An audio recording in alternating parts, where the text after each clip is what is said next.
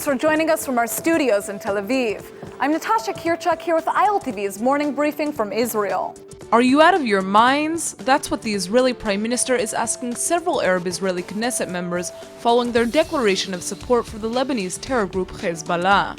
This month, 6 Arab Gulf states led by Saudi Arabia declared that Hezbollah is a terrorist organization, and Prime Minister Netanyahu praised the decision. Hezbollah is openly committed to destroying Israel, and reportedly has over 100,000 rockets and missiles aimed at the Jewish state. Yet this knowledge hasn't stopped the Hadash and Balad parties from the Joint Arab List from issuing a statement condemning the Saudi move.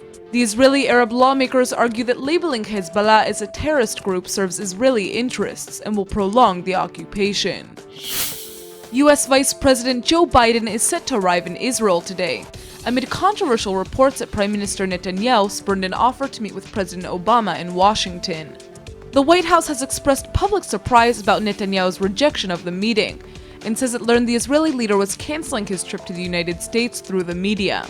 Reports have been circulating for more than a week that the Israeli leader was planning to cancel his upcoming trip to the United States, and it's clear that tensions continue between Israeli and American leadership. Despite the latest round of tension, Joe Biden is expected to stay in Israel for 2 days to discuss U.S. military aid. IDF troops have sealed off the home of the Hebron terrorist Ibrahim Saqafi and filled the house with rigged foam and barbed wire. Saqafi carried out a car ramming attack at the Halul junction near Hebron last November, in which border policeman Binyamin Yakubovich was killed. He was shot dead by security forces after ramming his vehicle into a group of border policemen.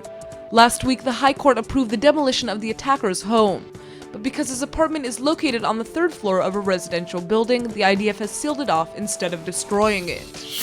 Today is International Women's Day, and it's a good time to take a look at how women are doing in Israel.